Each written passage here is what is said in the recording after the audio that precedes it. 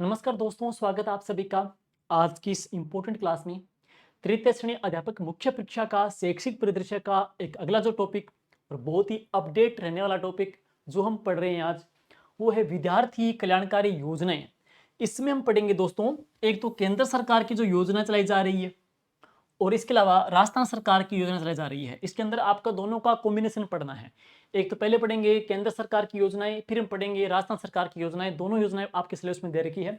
ये शैक्षिक परिदृश्य के अंदर उस क्लास इंपॉर्टेंट है। इस क्लास के अंदर हम क्या कर रहे हैं, एक तो थ्योरी पढ़ रहे हैं। थ्योरी के बाद में कंप्लीट होने के बाद में हम इसके एमसीक्यू करवा रहे हैं। इससे पहले शिक्षण अधिगम के नवाचार, एसएमसी, एसडीएमसी और नई शिक्षा नीति की क्लास मैंने करवा दी है और चौथा टॉपिक आपका अब स्टार्ट होने जा रहा है। जो बच्चे नए हैं वो पीछे क्लास जरूर देखिए, क्योंकि आपके एग्जाम के अंदर, मुख्य परीक्षा के अंदर उनका भी बहुत अच्छा वेटेज है। तो चलिए शुरुआत करेंगे सबसे पहले इस क्लास के सेशन।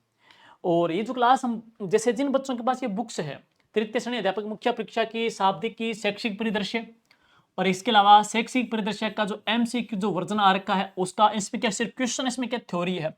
हम पहले इसी बुक को करा रहे हैं। पहले जो क्वेश्चन आपके थ्योरी करवा रहे हैं, उसके बाद अपने क्वेश्चन पढ़ेंगे और क्लास के बाद अपना रिव्यू जरूर दीजिएगा। कंटेंट कैसा लगा, क्लास का मैटर कैसा लगा, और इसके साथ साथ में आप लोगों का स्नेह प्यार बना रहे। तो चलिए शुरू करते हैं। सबसे पहले बात करेंगे राजस्थान सरकार की। पहले पढ़ेंगे राजस्थान सरकार की योजनाएं कौन कौन सी है। इस टॉपिक के अंदर हम इन योजनाओं के बारे में पढ़ेंगे। जैसे एक पढ़ेंगे BSF यानी कि बालिका शिक्षा फाउंडेशन, जो कि नोडल एजेंसी है अपने आप में एक प्रकार से। गार्गी पुरस्कार पढ़ेंगे, बालिका प्रोत्साहन पढ़ेंगे। एक ये अपडेट चेंज हुआ है, देखो इसका मैं आगे करा दूंगा।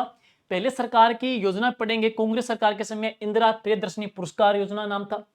बीजेपी सरकार के द्वारा इसका नाम क्या कर दिया, पद्माक्षी पुरस्कार कर दिया गया। इसमें राशि की संख्या भी है, अब घटा दी गई है। 8वीं 10वीं 12वीं के अंदर स्कूटी अब मिलती नहीं मिलती, हम सारी बातें पढ़ेंगे। इसमें कुछ चेंजेस हुआ है, तो जिनका आगे जो जैसे किताब जिन्होंने ले रखी है उसमें चेंज जरूर कर लेना। इसीलिए मैं क्लास करा रहा हूँ, ताकि जो भी अपडेट मिलेगा मैं क्लास में करवा देता हूँ। तो एक तो आपको इसमें अपडेट करना है, पढ़ना है। एक आपकी बेटी योजना, मुख्यमंत्री हमारी बेटियां योजना, बालिकाओं के विदेश में स्नातक शिक्षा की योजनाएं, स्तर की शिक्षण सुविधा योजना इसी का पार्ट है। और राज्य प्रतिभा खोज परीक्षा और ट्रांसपोर्ट वाउचर योजना, साइकिल वितरण योजना, पालनहार योजना, निःशुल्क पाठ्य पुस्तक योजना, APJ अब्दुल कलाम व्यक्तित्व योजना और मुख्यमंत्री अनुप्रति कोचिंग योजना, ये भी चर्चा में है। और इसके बाद पढ़ेंगे केंद्र सरकार की योजनाएं हैं वो कौन कौन सी है। तो PM श्री योजना, PM ई विद्या योजना, निपुण काफी चर्चा में है नई शिक्षा नीति के अंदर, निपुण भारत योजना, NMMS योजना, इंस्पायर अवार्ड मानक योजना, राष्ट्रीय प्रौढ़ शिक्षा कार्यक्रम, स्टार्स योजना, अन्य समितियां और उनके फैक्ट, मिड डे मील जो योजना, और PM पोषण योजना और सर्व शिक्षा अभियान। तो ये है स्टेट और केंद्र सरकार की योजनाएं। अब इसके अलावा कुछ नई योजनाएं पढ़ेंगे इसके अंदर, साथ साथ कौन कौन सी नई योजनाएं हैं। देखो राजस्थान सरकार की कुछ लेटेस्ट योजनाएं पढ़ेंगे इसके बाद में हम। जैसे कौन सी, लाडो प्रोत्साहन योजना, पन्नादय बाल गोपाल योजना, अपनी लाडो जागृति कार्यक्रम, CM फेलोशिप कार्यक्रम, श्री कृष्ण भोग योजना, हिंदू शरणार्थी कल्याण छात्रवृत्ति योजना और स्वामी विवेकानंद एकेडमिक एक्सीलेंस योजना और CM आयुष्मान संबल योजना। बाकी अपार ID वगैरह जो मैंने पीछे शिक्षण अधिगम के नवाचार पार्ट में करवा दिए थे, आप वहां से भी कर सकते हो। तो ठीक है, तो चलिए शुरुआत करते हैं आज का ये सेशन। तो सबसे पहले मैं बात यहाँ पे कर रहा हूँ कौन सी, PM श्री योजना। तो पहले हम बात कर रहे हैं कौन सी योजना, केंद्र सरकार की योजना है। और केंद्र सरकार की योजना में नंबर 1 कौन सी योजना आ गई है, PM श्री योजना। पहली योजना कौन सी है, PM श्री योजना। सबसे पहले हम बात करेंगे PM श्री योजना की जो घोषणा हुई थी ना, टीचर्स डे यानी कि 5 सितंबर 2022 को घोषणा हुई थी। लेकिन इंपॉर्टेंट बात यह है कि यह लागू कब से हुई है, यह 7 सितंबर 2022 से लागू कर दी गई। और इसके बाद में बात करेंगे इसका जो नोडल डिपार्टमेंट है वह कौन सा है, शिक्षा मंत्रालय, भारत सरकार इसका नोडल डिपार्टमेंट है। PM श्री का मतलब क्या है, PM बोले तो प्राइम मिनिस्टर यानी कि प्रधानमंत्री, school for rising India, primary यानी कि प्रधानमंत्री, school for rising India. PM बोले तो prime minister, school for rising India, school for rising India full form पूछ सकते हैं। नोडल डिपार्टमेंट कौन सा है, शिक्षा मंत्रालय, भारत सरकार इसका नोडल डिपार्टमेंट। और PM श्री योजना एक नई पहल है जिसका उद्देश्य क्या है, देश में शिक्षा का जो सिस्टम है उसके सिस्टम को बदलना है, उसमें नई टेक्निक नवाचार लेकर के आना।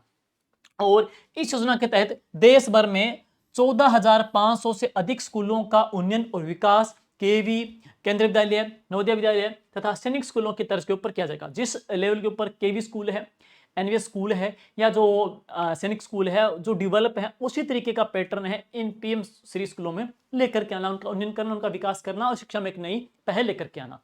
और इसे राष्ट्रीय शिक्षा नीति, देखो आपके सिलेबस में दे रखी है एनईपी, इसे एनईपी 2020 के सभी घटकों को प्रदर्शित करते हुए अनुकरणीय स्कूलों के रूप में कार्य करने तथा अपने आसपास के अन्य स्कूलों के प्रशिक्षण प्रदान करने के उद्देश्य से भी किया जाएगा।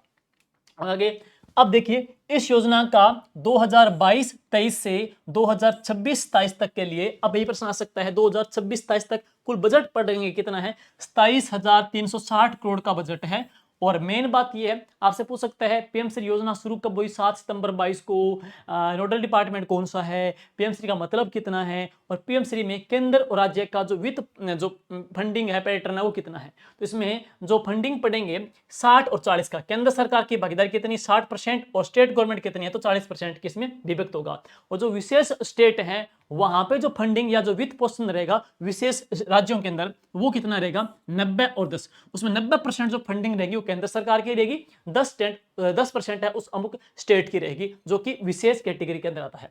अब बात करेंगे 1500 करोड़ रुपए के बजट के साथ में राजस्थान में 716 विद्यालय इसके तहत मॉडल स्कूल बनाए जाएंगे। तो राजस्थान में 716 स्कूल इसके अंदर है, मॉडल स्कूल बनाए जाएंगे।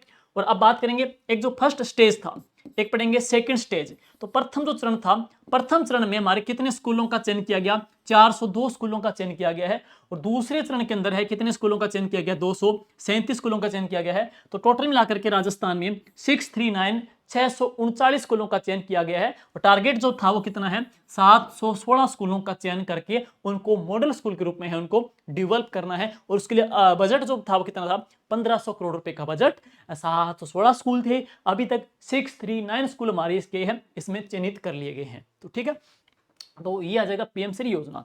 और अब चलते हैं पीएम ई विद्या योजना। पीएम ई विद्या योजना, हालांकि मैंने एनईपी में इसके बारे में कुछ आपको बता दिया है, जो डीटीएच चैनल के बारे में मैंने बता दिया है, एक बार वापस देखेंगे तो पीएम ई विद्या योजना है, इसकी शुरुआत हुई थी 30 मई 2020 को।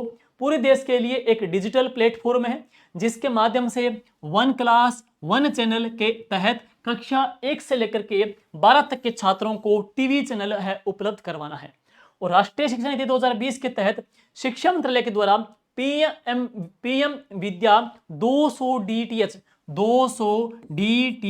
चैनल है वो शुरू किए गए, जिसमें राजस्थान को कितने चैनल आवंटित किए गए हैं, 5 चैनल। तो बड़ी बड़ी बात देखेंगे जाए तो क्या है, एनईपी की अनुपालना में कौन सी क्लास से कौन सी क्लास तक, 1 से लेकर के 12 तक कुल कितने DTH channel, 200 DTH channel. Rajasthan को कितने डीटीएच चैनल आवंटित किए गए हैं, तो राजस्थान को 5 डीटीएच चैनल इसमें आवंटित किए गए हैं। और आगे इन चैनल का संचालन है वो राजस्थान राज्य शैक्षिक अनुसंधान एवं प्रशिक्षण परिषद के शैक्षिक प्रौद्योगिकी प्रभाग 4 अजमेर के द्वारा और प्रसारण BISAGN के द्वारा है, जबकि गांधीनगर गुजरात के द्वारा GSET-15 के माध्यम से किया जा रहा है। और आगे जो चैनल मैंने कल करवा दिया था एनईपी के अंदर, क्रमांक 1 में आरजे जो 148 है वो कौन सी क्लास के लिए, कक्षा 1 से 2 के लिए।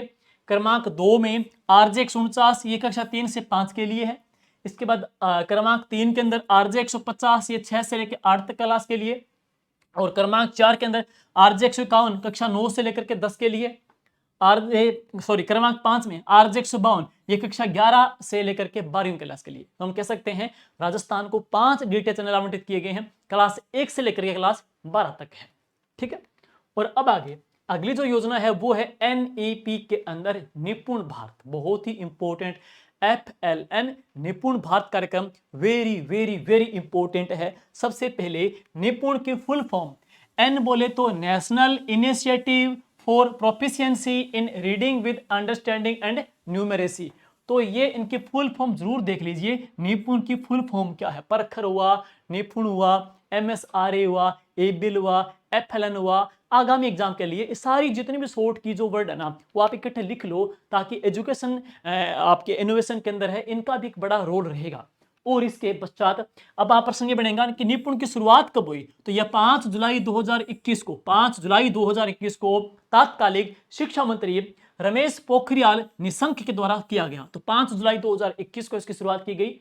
और इसका जो कार्यान्वयन है यह स्कूल शिक्षा एवं साक्षरता डिपार्टमेंट शिक्षा मंत्रालय के द्वारा किया जा रहा है। आगे देखेंगे समग्र शिक्षा के एक भाग के रूप में यह योजना किसके, केंद्र सरकार की है। तो निपुण केंद्र सरकार के, पीएमश्री केंद्र सरकार की, डीडी चैनल केंद्र सरकार के, हमने पीछे पढ़े। और इस योजना के टारगेट क्या है ये जरा सुनिएगा। तो इस योजना का टारगेट क्या है, 2026-27 तक कक्षा 3 यानी कि 9 वर्ष तक की एज तक ग्रुप के जो बच्चे हैं, कक्षा 3 तक के कहेंगे, कक्षा 3 तक के स्टूडेंट दो, उनको क्या है 2026-27 तक क्या है प्रत्येक बालक को पढ़ने, लिखने और अंक गणित की सीखने की क्षमता प्रदान की जाएगी। हम कह सकते हैं बुनियादी जो शिक्षा बच्चे को है, जिसमें फंडामेंटल लिटरेसी और न्यूमेरिक्सी की बच्चे को क्या क्षमता प्रदान की जाएगी। और इस योजना के तहत है मूलभूत साक्षरता एवं संख्यात्मक FLN कार्यक्रम चलाया गया है और इसके तहत टीचर्स को भी क्या है प्रशिक्षण किया जाएगा। और इस योजना को राष्ट्रीय बुनियादी साक्षरता एवं संख्या ज्ञान पहल भी कहा जाता है। तो एक प्रश्न जिसको पक्का करना है ना भैया, स्क्रीनशॉट ले लो, कुछ भी कर लो, ये टॉपिक तैयार करना ही पड़ेगा। एक प्रश्न इसके अंदर छिपा पड़ा है, निपुण भारत कार्यक्रम। नेक्स्ट, मूलभूत साक्षरता के जो मुख्य जो घटक हैं वो कौन कौन से हैं जरा देखिएगा। एक है मौखिक भाषा का विकास, दूसरा पठन का बोध करवाना, तीसरा चित्रकारी के बच्चे को अवधारणात्मक कंसेप्ट क्लियर करने, नेक्स्ट है लेखन का विकास, बच्चे की स्मरण शक्ति का उन्नयन करना, नेक्स्ट ध्वनि का बोध करवाना, डिकोडिंग हो जाएगी और निर्बाध रूप से बच्चा क्या है पढ़ सके, पठन कर सके। हालांकि अभी हाल ही के अंदर प्रखर 1.0 2.0 का भी क्या है रीड टू लीड की मुख्य जो थीम है वो क्या है निर्बाध रूप से बच्चा क्या है पठन कर सके। और प्रखर 2.0 का बच्चे की पढ़ने की क्षमता का जो टारगेट लिया गया है वो जनवरी 2026 तक का लिया गया है, वो भी देख लेना। और अब चलते हैं आगे। नेक्स्ट, बुनियादी गणित संख्या ज्ञान के प्रमुख घटक कौन कौन से हैं। तो बुनियादी गणित संख्या ज्ञान के जैसे आपने पढ़ा FLN फंडामेंटल लिटरेसी और न्यूमेरेसी। तो बुनियादी जो गणित है ना संख्या ज्ञान के घटक कौन कौन से हैं वो देखिएगा। एक तो संख्या की पूर्व की अवधारणा बच्चे को क्लियर करवाना, संख्याओं के ऊपर संख्या संक्रियाएं क्लियर करना, आवर्तियों और स्थानिक समझ विकसित करना, बच्चे को मापन का कौशल या ज्ञान करवाना और बच्चे का जो डेटा संधारण करना भी बच्चे को सिखाना। तो ये FLN के अंदर हम कह सकते हैं बच्चे की जो गणित है संख्या ज्ञान के जो प्रमुख घटक है वो ये हैं। और आगे चलेंगे, आधारभूत शिक्षा के लिए सीखने के परिमाणों के 3 विकास के लक्ष्यों को परिभाषित किया गया है। एक तो क्या है हेल्थ और बीइंग यानी कि स्वास्थ्य और अच्छाई, प्रभावी संप्रेषण इफेक्टिव कम्युनिकेशन, नंबर 3 है इन्वॉल्व्ड लर्नर्स यानी कि संबद्ध शिक्षार्थी। और आकलन को अब देखिए, आकलन को मोटे तौर के ऊपर 2 क्षेत्र डिवाइड, आकलन जो बच्चे का आकलन है उसको मोटे तौर के ऊपर 2 क्षेत्र में डिवाइड किया गया है। एक हम कहेंगे स्कूल बेस्ड असेसमेंट SBA और एक है LS है लार्ज स्केल असेसमेंट। तो आकलन को भी क्या मोटे तौर के ऊपर 2 क्षेत्रों में बांटा गया। कल को आ सकता है आकलन को कितने भागों में बांटा गया, 2 भागों में। एक तो स्कूल बेस्ड असेसमेंट, एक क्या है लर्निंग स्केल असेसमेंट। और इसके बाद में है अब अगली जो योजना है केंद्र सरकार की वो कौन सी है, national means cum merit scholarship, जिसको बोलते हैं NMMS योजना, national means cum merit scholarship, जिसकी शुरुआत कब की गई थी, मई 2008 के अंदर। NMMS की शुरुआत कब हुई, मई 2008 के अंदर इसकी शुरुआत हुई थी। इसका संचालन कौन कर रही है, स्कूल शिक्षा एवं साक्षरता डिपार्टमेंट, शिक्षा मंत्रालय भारत सरकार के द्वारा इसका संचालन किया जा रहा है। और नेक्स्ट, राज्य में जो नोडल एजेंसी है वो कौन सी है, RSCERT उदयपुर, ये राजस्थान में इसकी नोडल एजेंसी है। इसका उद्देश्य क्या है, आर्थिक रूप से कमजोर प्रतिभाशाली विद्यार्थियों को अपनी उच्च माध्यमिक स्तर की शिक्षा पूरा करने के लिए प्रेरित करना। पात्रता, कक्षा 8वीं में राजकीय विद्यालय में अध्ययनरत विद्यार्थी, इसके पात्रता के अंदर आएंगे माता पिता की आय 3.5 लाख से अधिक न हो, माता पिता की आय 3.5 लाख से अधिक न हो। और NMMS योजना के तहत चयनित विद्यार्थियों को कक्षा 9 से लेकर के 12वीं तक राजकीय विद्यालयों में नियमित अध्ययनरत रहने पर 12,000 रुपये प्रतिवर्ष की दर से उनको सहायता मिलती है। तो ये चर्चा में है। NMMS पात्रता क्या है, कक्षा 8वीं में राजकीय विद्यालयों में अध्ययनरत विद्यार्थी, माता पिता की जो आय की बात करेंगे 3.5 लाख से अधिक ना हो। और इस योजना के तहत जो सिलेक्ट होते बच्चे उनको 9वीं से लेकर 12वीं तक राजकीय विद्यालयों में नियमित अध्ययनरत रहने पर 12,000 रुपये की प्रतिवर्ष की दर से उनको सहायता मिलती है। अगली जो योजना है वो इंस्पायर अवार्ड मानक योजना। तो इसकी शुरुआत हुई थी 2008 में और सेशन पढ़ेंगे तो 2009-10 से प्रारंभ हुआ 2008 के अंदर और जो शैक्षणिक जो सत्र है वो कौन सा है, तो 2009-10 आ जाएगा। यानी कि शिक्षा का जो एजुकेशन का जो सेशन पढ़ेंगे 2009-10 आ जाएगा। हालांकि शुरुआत कब हुई, 2008 के अंदर, कंफ्यूज नहीं होना है। नेक्स्ट उद्देश्य क्या है, देश भर के प्राइवेट और गवर्नमेंट स्कूलों में अध्ययनरत कक्षा 6 से लेकर 10वीं तक के स्टूडेंट इसके अंदर आ जाएंगे इंस्पायर अवार्ड योजना में। तो कक्षा 6 से लेकर के 10 तक के विद्यार्थी आ जाएंगे।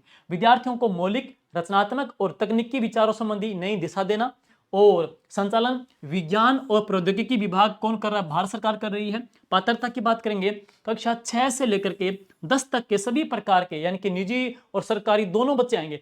इसमें क्या है, प्राइवेट सेक्टर के और गवर्नमेंट सेक्टर के क्लास 6 से लेकर के 10 तक के दोनों स्टूडेंट पढ़ेंगे। ऐसा नहीं खाली प्राइवेट सरकारी हो, प्राइवेट भी है और गवर्नमेंट भी। 6 से लेकर 10 तक के दोनों जो स्ट्रीम है, दोनों जो लेवल के बच्चे इसके अंदर आ जाएंगे। और उनकी उम्र की बात करेंगे तो कितनी है, 10 से लेकर के 15 वर्ष के बीच में हो। लाभ क्या है, 10,000 रुपए उनको एक मुश्त चयनित 1 लाख विद्यार्थियों को मिलेंगे। तो जो बच्चे सिलेक्ट होते हैं 1 लाख स्टूडेंट, उनको 10,000 रुपए एक मुश्त है प्रदान किए जाएंगे। और इंस्पायर, देखो इंस्पायर का मतलब क्या है, innovation in science pursuit for inspired research. और मानक की बात करेंगे तो मानक का फुल फॉर्म क्या है, million minds augmenting national aspirations and knowledge. तो ये फुल फॉर्म देख लेना, इंस्पायर की फुल फॉर्म क्या है और मानक की फुल फॉर्म क्या है। पीछे आपने FLN का पढ़ा था, अब ये भी चर्चा में है। नेक्स्ट इसके बाद में राष्ट्रीय प्रतिभा खोज परीक्षा NTSE, इसकी शुरुआत हुई थी 2013 में, बाकी इसको संशोधित करके इंप्रूव करके वापिस जो स्टार्टअप किया गया था वो 2014-15 के अंदर, बात इससे पहले शुरू 2013 में हो गई थी। अब इसके बाद में NTSE national talent search examination, इसका संचालन कौन कर रही है, NCERT कर रही है। इसका उद्देश्य क्या है, विज्ञान और सामाजिक अध्ययन में उच्च शिक्षा प्राप्त करने के लिए प्रतिभाशाली विद्यार्थियों को स्कॉलरशिप देकर के उनको क्या है, मोटिवेट, उनको प्रोत्साहित करना। और यह है 2 स्तर की होती है। राष्ट्रीय प्रतिभा खोज परीक्षा 2 लेवल पे होती है। तो एक जो लेवल है वो है राज्य स्तर के ऊपर, जिसमें स्टेज जो फर्स्ट है उसमें क्या है, राजस्थान में board of secondary education Ajmer इसको आयोजित करवाता है। और पात्रता क्या है, कक्षा 10 में अध्ययनरत विद्यार्थी, क्लास 10th में जो अध्ययन कर रहे हैं बच्चे, वो इसके पात्र आ जाएंगे। और चयन इसमें क्या होता है, लिखित परीक्षा के माध्यम से स्टेज फर्स्ट में पास होने वाले NCERT के द्वारा आयोजित स्टेज 2 के पात्र होंगे। तो स्टेज फर्स्ट में जो होते हैं BSER जो आयोजित करवाएगा, ये जो बच्चे इसके अंदर लिखित परीक्षा में जो पास होंगे, फिर वो NCERT जो कंडक्ट करवाएगी स्टेज 2, उसके अंदर बच्चे वो क्या है, एड होंगे या उसके अंदर बच्चे पात्र होंगे। अब पढ़ेंगे स्टेट नेशनल लेवल पे, यानी कि राष्ट्रीय स्तर पे। तो अब पढ़ेंगे नेशनल लेवल पे स्टेज 2। ये पूरे भारत में 1000 विद्यार्थी स्टेज 2 में चुने जाते हैं। क्लास 11 और 12वीं में अध्ययनरत रहने वाले जो स्टूडेंट है उनको क्या है, 1250 रुपए पर मंथ मिलते हैं। और ग्रेजुएट या पोस्ट ग्रेजुएट के लिए 2000 रुपए प्रति माह पर मंथ, अधिकतम प्रतिवर्ष 10 माह तक उनको मिलते हैं। यानी कि अधिकतम 10 महीने के लिए उनको ग्रेजुएट और पोस्ट ग्रेजुएट के लिए 2000 मिलेंगे। बाकी कक्षा 11 और 12 में जो बच्चे पढ़ रहे हैं उनको 1250 रुपए पर मंथ मिलेंगे इस योजना में। जो आपके नेशनल लेवल की जो परीक्षा बच्चे सिलेक्ट होते हैं उसमें सिर्फ और सिर्फ कितने बच्चे सिलेक्ट होते हैं, 1000 बच्चे इसमें सिलेक्ट होते हैं। अब आगे चलेंगे, राष्ट्रीय प्रौढ़ शिक्षा कार्यक्रम काफी चर्चा में चल रहा है। राष्ट्रीय प्रौढ़ शिक्षा कार्यक्रम, इसमें क्या है, 1930 में प्रौढ़ शिक्षा समिति का गठन डॉक्टर सैयद महमूद ने किया। तो प्रौढ़ शिक्षा समिति का गठन 1930 में हुआ था, किसके द्वारा, तो प्रोफेसर सैयद महमूद ने किया। कोठारी आयोग 1964-66 में सर्वप्रथम प्रौढ़ शिक्षा शब्द का प्रयोग किया। तो सबसे पहले प्रौढ़ शिक्षा शब्द का जो प्रयोग किस कमेटी के द्वारा किया गया है, कोठारी शिक्षा आयोग के द्वारा। 20 अक्टूबर 1978 में केंद्र सरकार ने राष्ट्रीय प्रौढ़ शिक्षा कार्यक्रम की घोषणा की, जिसमें 15 से लेकर के 35 साल तक की एज ग्रुप के जो लोग हैं उनको क्या एजुकेटेड करना है। वापिस सुनिएगा, 20 अक्टूबर 1978 में केंद्र सरकार के द्वारा प्रौढ़ शिक्षा कार्यक्रम शुरू किया गया 20 अक्टूबर 1978 में, जिसका टारगेट क्या है, 15 से लेकर के 35 साल के एज ग्रुप के जो लोग हैं उनको क्या है एजुकेटेड, उनको क्या शिक्षित करना है। और आगे 1988 में राष्ट्रीय साक्षरता मिशन की स्थापना की गई और 1991 में राष्ट्रीय शिक्षण संस्थान की स्थापना की गई और 2009 में अंतरराष्ट्रीय साक्षरता दिवस यानी कि 8 सितंबर को राष्ट्रीय साक्षरता मिशन को नया रूप देकर के साक्षर भारत कार्यक्रम के नाम शुरू किया गया। और इसका मुख्य उद्देश्य क्या है, सकल साक्षरता को दर करो 80% तक प्राप्त करना तथा स्त्री तथा पुरुष साक्षरता के दर के गैप को जो कम करना। यानी कई बार देखते हैं महिलाओं का साक्षरता दर बहुत कम होती है, पुरुषों की ज्यादा होती है, तो दोनों का जो गैप है उसको कम करना। और 2009 के अंदर 8 सितंबर को राष्ट्रीय साक्षरता मिशन को नया रूप देकर के साक्षर भारत कार्यक्रम है, ये कब शुरू किया गया है? 2009 को, यानी कि 8 सितंबर 2009 को साक्षर भारत कार्यक्रम शुरू किया गया। और अब है SSA सर्व शिक्षा अभियान। ये क्या है? इसकी शुरुआत कब हुई? 2001 में की थी। किसके द्वारा? अटल बिहारी वाजपेयी जी के द्वारा इसकी शुरुआत की गई थी। इसका उद्देश्य क्या है? 66वें संविधान संशोधन के तहत 2010 तक 6 से लेकर के 14 वर्ष के बच्चों को गुणवत्तापूर्ण शिक्षा प्रदान करना।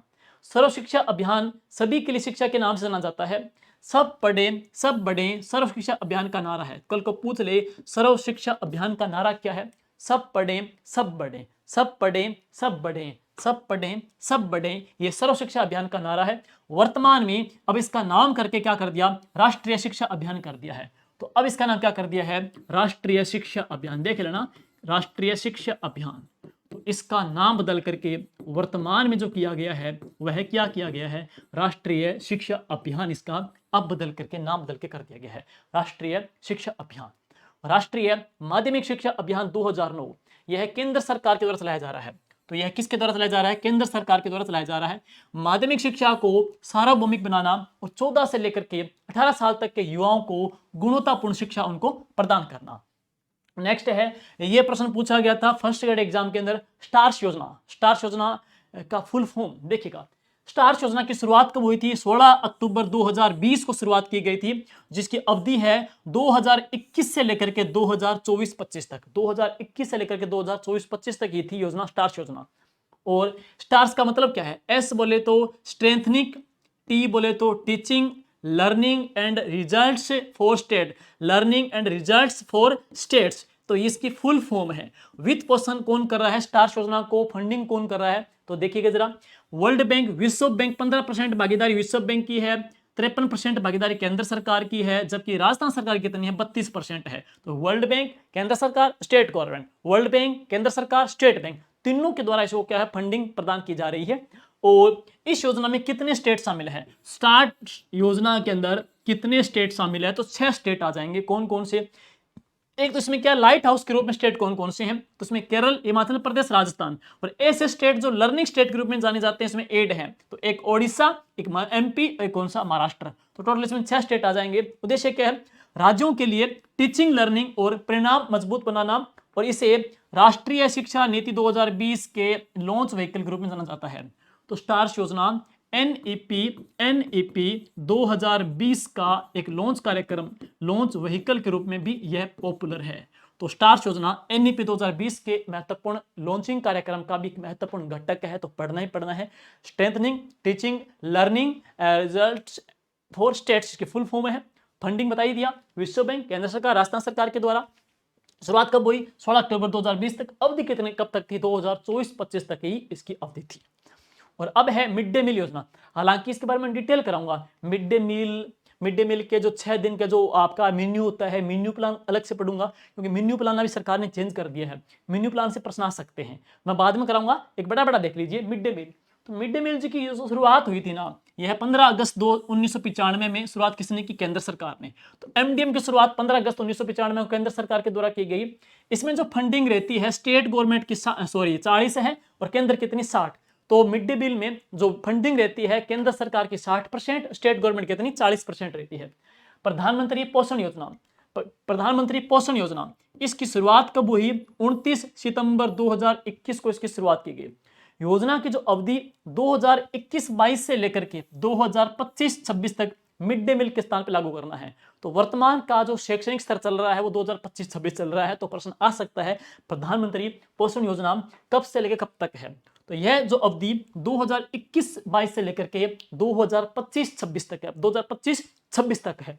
और क्लास कौन सी पूछे? तो क्लास 1 से लेकर के 8 तक के बालकों को गर्म पक्का हुआ भोजन उनको उपलब्ध करवाना है। क्लास 1 से लेकर 8 तक, 1 से लेकर 8 ध्यान दे लेना।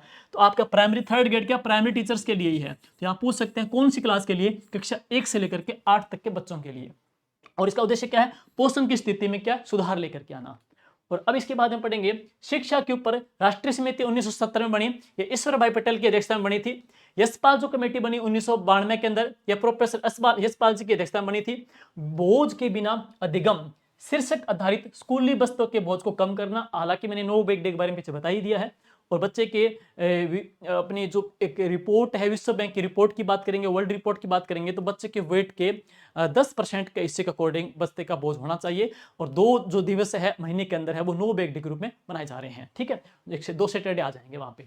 और अब इसके बाद में बात करेंगे आयोग, तो नाम आयोग समिति और संस्था। तो 1948 में जो पढ़ेंगे आयोग कौन सा है, डॉक्टर राधाकृष्ण आयोग का गठन किया गया। 1952 में मुदालियर आयोग गठित किया गया। और 1953 में विश्वविद्यालय अनुदान आयोग का गठन किया गया। 1958 में माध्यमिक शिक्षा परिषद का गठन किया गया। 1961 के अंदर राष्ट्रीय शैक्षिक अनुसंधान एवं प्रशिक्षण संस्थान एनसीईआरटी का ऑपरेशन ब्लैक बोर्ड। तो ऑपरेशन ब्लैक बोर्ड कब चलाया, 1986-87 में चलाया गया था। कोठारी शिक्षा आयोग कब बना, 1964 में बना। 1990 में आचार्य राममूर्ति की अध्यक्षता में एक कमेटी बनी थी शिक्षण की। 1993 के अंदर प्रोफेसर यशपाल कमेटी बनाई गई थी। 2005 के अंदर नेशनल कुरिकुलम फ्रेमवर्क राष्ट्रीय पाठ्यचर्या रूपरेखा गठन किया गया। 2009 के अंदर शिक्षा का अधिकार अधिनियम 2009 में। और प्रधानमंत्री विद्यालक्ष्मी योजना यह 6 नवंबर 2024 को कैबिनेट से मंजूरी मिली है। तो प्रधानमंत्री विद्यालक्ष्मी योजना को मंजूरी जो मिली है वो कब मिली है, 6 अक्टूबर 2024 को कैबिनेट से इसको मंजूरी मिल चुकी है। अपडेट नई योजना है, पढ़ के जाना है। हायर एजुकेशन के लिए 7.5 लाख रुपए तक के लोन के ऊपर भारत सरकार के द्वारा 75% क्रेडिट गारंटी इसमें देगी। और 10 लाख तक के लोन के ऊपर ब्याज में 3% की छूट प्रदान की जाएगी। पात्रता बात करेंगे, जिन छात्रों के परिवार की पूरे साल की जो इनकम 8 लाख रुपए से कम हो तो तथा अन्य किसी सरकारी छात्रवृत्ति से लाभान्वित न हो, वो इसके अंदर क्या है, पात्र होंगे। कोई और योजना से लाभान्वित न हो, पूरे साल की जो इनकम है 8 लाख से कम है, वो इसकी योजना में पात्र हैं। और बजट देखिए, इसके लिए 2024-25 से लेकर के 2030-31 तक, इस अवधि तक कुल कितना सरकार ने बजट दिया है, 3600 करोड़ का बजट प्रदान किया है। और इसमें कुल कितने लाभार्थी होंगे, तो 7 लाख इसमें लाभार्थी होंगे। और अब है पढ़ना लिखना भारत। 8 सितंबर 2020 को 2030 तक क्या है, शिक्षा का सार्वभौमिकरण का लक्ष्य रखा गया है। और 2030 तक क्या है, भारत में 100% साक्षरता का लक्ष्य है। 15 वर्ष या अधिक आयु के लोगों को साक्षर करना है। और यह नई शिक्षा नीति के ऊपर दायित्व है। तो शिक्षा के सार्वभौमिकरण का जो टारगेट है वो कब तक का, 2030 तक का। 15 साल से अधिक आयु के लोगों को साक्षर करना है। और अब देखिए, नव भारत साक्षरता कार्यक्रम वर्तमान में ट्रेंड में है, अभी काफी चल रहा है। तो ये कार्यक्रम वर्तमान में ट्रेंड में है, तो इसको पढ़ना है। और ये प्रश्न आने के 200% चांसेस है। उल्लास एक ऐप पढ़ेंगे, वो ऐप कौन सी है, उल्लास ऐप, इसके लिए चर्चा में पढ़ेंगे। सुनिए, सबसे पहले नव भारत साक्षरता कार्यक्रम ये शुरू हुआ था 1 अप्रैल 2022 को। इसकी अवधि देखिएगा, 1 अप्रैल 2022 से लेकर के ये 2027 तक चलेगा। तो अवधि पूछ सकते हैं, 1 अप्रैल 2022 से लेकर के 2027 तक इसकी अवधि है। और घोषणा हुई थी बजट 2021-22, कोई काम की बात नहीं, छोड़ सकते, कोई काम की बात नहीं है। उद्देश्य देखिएगा, इसमें क्या है, 15 साल से लेकर के उससे अधिक एज ग्रुप के जो भी लोग हैं, यानी कि 15 साल से अधिक एज ग्रुप के जो भी लोग हैं, उनको क्या है, गैर साक्षर लोगों को क्या करना, साक्षर करना है। तो उल्लास कार्यक्रम में एज फैक्टर कितना है, 15 साल से अधिक लोगों को क्या है, साक्षर करना है। मेन उद्देश्य यही है। टारगेट क्या है, 5 करोड़ गैर साक्षर लोगों को कवर किया जाएगा। और इसके लिए एक ऐप है, वो कौन सी है, उल्लास ऐप है। तो इसके लिए उल्लास ऐप के माध्यम से जो लोग हैं, जो निरक्षर लोग हैं, उनको क्या इसमें चिन्हित करके उनको क्या है, और फिर उनको क्या है, कैंप लगा करके, परीक्षा करवा करके उनको एग्जाम करवाते हैं, और उन लोगों को क्या है, साक्षर घोषित किया जाता है। ठीक है। अब है पढ़े भारत अभियान। ये 100 दिन का अभियान चलाया गया था। पढ़े भारत अभियान ये 100 दिन का अभियान चलाया गया था। यह 1 जनवरी से लेकर के 10 अप्रैल 2022 तक था। इसमें पढ़ेंगे, बाल वाटिका से 8वीं तक के बच्चों में किताबों को पढ़ने की आदत डालने के उद्देश्य से चलाया गया। और अब इसके बाद बहुत ही महत्वपूर्ण नोडल एजेंसी पढ़ेंगे, वो है BSF, बालिका शिक्षा फाउंडेशन। बहुत ही इंपॉर्टेंट, बालिका शिक्षा फाउंडेशन। इसकी दोस्तों स्थापना जो हुई थी, पढ़ना ही है, ये स्किप मत ही कर देना भैया, स्किप मत कर देना, पहले कह रहे हैं, इसको पढ़ना ही, गलती मत कर देना इसको स्किप करने की, महंगा पड़ सकता है। सबसे खास, बालिका शिक्षा फाउंडेशन की स्थापना हुई थी 30 मार्च 1995 को। एक लाइन इंपॉर्टेंट है, BSF बालिका शिक्षा फाउंडेशन स्थापना कब हुई, 30 मार्च 1995 को। मुख्यालय कहाँ पे? जयपुर में। इसका उद्देश्य क्या? बालिका शिक्षा को बढ़ावा देना। लेकिन काम का प्रश्न ये है कि बीएसएफ या बालिका शिक्षा फाउंडेशन के पदेन जो अध्यक्ष हैं वो कौन होते हैं? मुख्यमंत्री इसके पदेन अध्यक्ष होते हैं। जो उपाध्यक्ष हैं वो कौन होते हैं? शिक्षा मंत्री इसके उपाध्यक्ष होते हैं। और इस फाउंडेशन के माध्यम से आर्थिक दृष्टि से निर्धन परिवारों की प्रतिभावान उच्च बालिकाओं को उच्च एवं तकनीकी शिक्षा हेतु आर्थिक सहायता प्रदान की जाती है। और अब है इस फाउंडेशन के कोष में जमा राशि से मिलने वाले ब्याज से निम्न योजनाओं का संचालन किया जा रहा है। तो इसमें जो फंडिंग है, जो राशि है, उनसे कौन कौन सी योजनाओं को क्रियान्वित किया जा रहा है वो देखिएगा जरा। एक पढ़ेंगे, गार्गी पुरस्कार राशि मिलती है, बालिका प्रोत्साहन राशि मिलती है, इसका नाम बदल दिया है, पद्माक्षी कर दिया है। इंदिरा प्रियदर्शनी पुरस्कार, इसका नाम क्या कर दिया है? पद्माक्षी पुरस्कार कर दिया गया है। शारीरिक क्षमता आर्थिक संबलता पुरस्कार दिया जा रहा है। मूक बधिर एवं नेत्रहीन आर्थिक संबलता पुरस्कार दिया जा रहा है। आपकी बेटी योजना में प्रोत्साहन दिया जा रहा है, राशि दी जा रही है। मुख्यमंत्री हमारी बेटी योजना में पुरस्कार राशि दी जा रही है। और विदेशों में स्नातक स्तर की शिक्षा सुविधा योजना है, तो इनमें क्या है? राशि दी जा रही है। तो अब पढ़ेंगे सबसे पहले कौन सी है? गार्गी पुरस्कार योजना। दोस्तों, गार्गी पुरस्कार योजना की शुरुआत कब हुई? 1998 में हुई। माध्यमिक शिक्षा बोर्ड राजस्थान की माध्यमिक या प्रवेशी परीक्षा में 75% यानी कि माध्यमिक शिक्षा बोर्ड राजस्थान की माध्यमिक या फिर प्रवेश शिक्षा परीक्षा में 75% अंक प्राप्त करके कक्षा 11 व 12 में नियमित अध्ययन रहने पर यह दिया जाता है। और कक्षा 11 में पढ़ेंगे तो 3,000 रुपये प्रतिवर्ष मिलते हैं। कक्षा 12 में पढ़ेंगे 3,000 रुपये प्रतिवर्ष मिलेंगे। कुल मिलाकर के गार्गी पुरस्कार की जो राशि है ना वो कितनी है? 6,000 रुपये मिलती है। तो गार्गी पुरस्कार की राशि 2 किस्तों मिलती है, एक 11वीं में, एक 12वीं पढ़ेंगे। 2 किस्तों में 6,000 मिलती है। कंडीशन क्या है? नियमित अध्ययनरत रहने पर यह राशि मिलती है। और परसेंटेज पढ़ेंगे तो माध्यमिक परीक्षा के अंदर कितने हो? 75% हो। और ये पुरस्कार कब दिए जाते हैं? तो ये पुरस्कार पढ़ेंगे बसंत पंचमी के उपलक्ष्य में दिए जाते हैं, त्योहार पे दिए जाते हैं, बसंत पंचमी के त्योहार पे दिए जाते हैं। और इसकी नोडल एजेंसी कौन सी है पूछे आपसे, तो इसकी नोडल एजेंसी कौन सी है? बालिका शिक्षा फाउंडेशन। तो नोडल एजेंसी कौन सी है? बालिका शिक्षा फाउंडेशन। और इसके बाद में है बालिका प्रोत्साहन पुरस्कार। तो इसकी शुरुआत हुई शैक्षणिक स्तर 2008-9 के अंदर।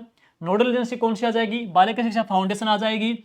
माध्यमिक शिक्षा बोर्ड राजस्थान की उच्च माध्यमिक व वरिष्ठ उपाध्याय परीक्षा में 75% या इससे अधिक अंक प्राप्त करके स्नातक प्रथम वर्ष में अध्ययनरत नियमित बालिका को 5,000 रुपए क्या है? एक मुश्त राशि उनको प्रदान करते हैं और सर्टिफिकेट देते हैं इस योजना के माध्यम से। तो वापिस सुनिएगा, बालिका प्रोत्साहन पुरस्कार शैक्षणिक स्तर 2008-9 में शुरुआत की गई थी। नोडल एजेंसी बीएसएफ आ जाएगी। एक मुश्त राशि कितनी है? तो 5,000 रुपए। गार्गी पुरस्कार में 6,000 मिलते हैं, 2 किस्तों के माध्यम मिलते हैं। और उसकी नोडल एजेंसी कौन सी है? बीएसएफ। इसकी भी कौन सी? बीएसएफ।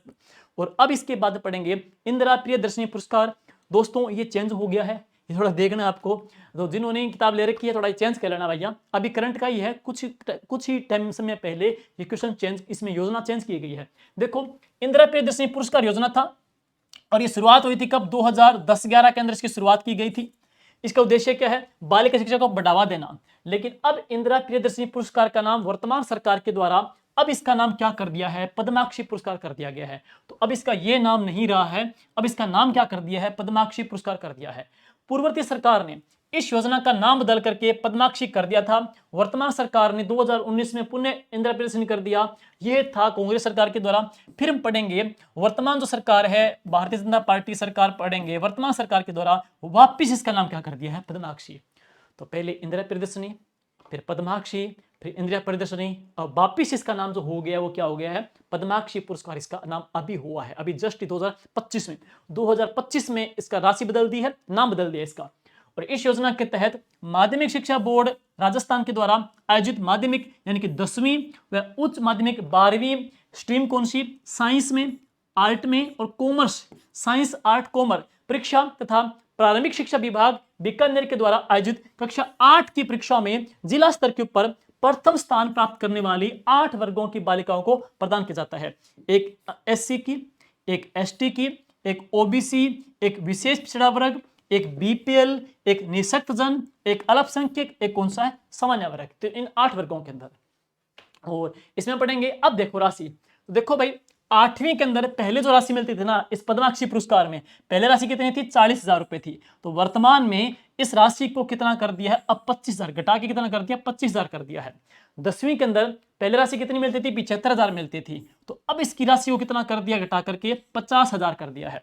और इसमें ज्यादा चेंज हुआ है। 12वीं के अंदर पहले 1 लाख रुपए स्कूटी मिलती थी, तो अब राशि 1 लाख नहीं मिलती, अब कितनी मिलती? 75,000 रुपए मिलती है। और अब इसमें क्या है? स्कूटी नहीं मिलेगी, ध्यान दे लेना। तो अब इसमें क्या है? स्कूटी बंद कर दी है। पहले स्कूटी मिलती थी, अब इसमें स्कूटी बंद कर दी गई है। और ये पुरस्कार 19 नवंबर इंदिरा गांधी के जन्म दिवस के रूप अवसर पर प्रदान किए जाते थे। और इसके पश्चात हम पढ़ेंगे राज्य स्तर के ऊपर संस्कृत शिक्षा में भी ये दिया जाता है, और न्यूनतम जो 60% अंक इसके लिए अनिवार्य है। तो ये था पार्ट फर्स्ट। और इसके बाद अब पढ़ेंगे अगली जो योजना वो कौन सी है? आपकी बेटी योजना। तो आपकी बेटी योजना हम पढ़ेंगे इसके बारे में। राजकीय विद्यालय की बालिका इसमें लाभान्वित होंगी। तो आपकी बेटी योजना में सिर्फ और सिर्फ गवर्नमेंट स्कूल में जो बच्चियां पढ़ रही है वो ही इसमें लाभान्वित होंगी, ओनली गवर्नमेंट स्कूल। और पढ़ेंगे नोडल एजेंसी कौन सी है? BSF, बालिका शिक्षा फाउंडेशन नोडल एजेंसी है। ये शुरुआत कब हुई? 2004-5 में। अब क्या है इस योजना में? इस योजना के अंदर कक्षा 1 से लेकर के 12 तक, कक्षा 1 से लेकर 12 तक बीपीएल परिवार की जो बालिकाएं हैं, जिनके माता पिता नहीं हो या उनमें से किसी एक का निधन हो गया हो, तो वो इसके पात्र पड़ेंगे। कक्षा 1 से लेकर के 8 तक क्या है? इसमें 2100 रुपए सहायता प्रतिवर्ष मिलती है। कक्षा 9वीं से लेकर 12 तक इसमें 2500 रुपए सहायता प्रतिवर्ष मिलती है। योजना कौन सी है? आपकी बेटी योजना। तो ये था पार्ट फर्स्ट। और अगला जो पार्ट कराऊंगा विद्यार्थी कल्याणकारी योजना, उसमें जो भी अपडेट जो वर्तमान सरकार की योजनाएं आई है, जैसे लाडो योजना वगैरह आई है, जो भी जो चेंजेस करवाई हैं, वो योजना अगले पार्ट 2 में मैं करवा दूंगा। और क्लास कैसी लगती है, कंटेंट कैसा लगता है, आप लोगों का रिव्यू, आप लोगों का कमेंट हम लोगों को बहुत मोटिव करने वाला होता है। मिशन गुरुजी अपना सफल होगा, साकार होगा और सपने सच होंगे। और दीपावली से पहले पहले आपको एक बहुत बड़ी भर्ती की न्यूज मिलने वाली है। तो लगे रहिएगा जिद, जज्बे और जुनून के साथ।